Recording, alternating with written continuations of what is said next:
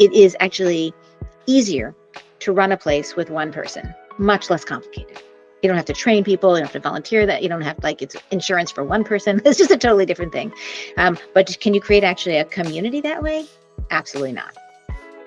Giving people that runway to create something special and allow for innovation or allow for a new way of seeing things based on personal experience, but without ever losing sight of the thing that anchors it.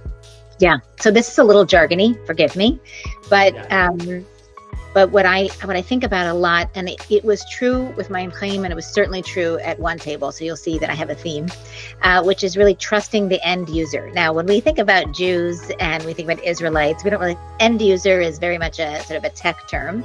But the premise is that putting that leadership, all of those levels of magistration in the hands of scores of people instead of one, putting the idea of literally holding the key to the mikveh in the hands of hundreds of people.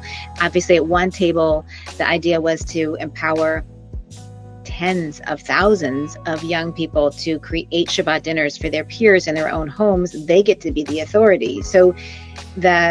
But in order for any of those things to be successful, that fundamentally you have to trust that they will hold and care for Judaism and Jewish practice in a way that is pure and beautiful, and most likely different from the way you would have done it. So, if I go back to Moshe one more time, and what Yitro saw was it doesn't actually have to be you every time. There can be other people, and they will do it differently, and that's also okay. That's implied, I think. And then, sure enough, we're a complicated people in this parsha and all of Exodus, Shemot, where we're I want it this way, I want it this way, I want it this way, and you see sort of these very dramatic and sometimes humorous back and forths with Moshe and God, and okay, we'll do it with the cloud. Okay, we'll do it this way. We'll do it without the cloud. Okay, we'll be down here. No, we'll be up here.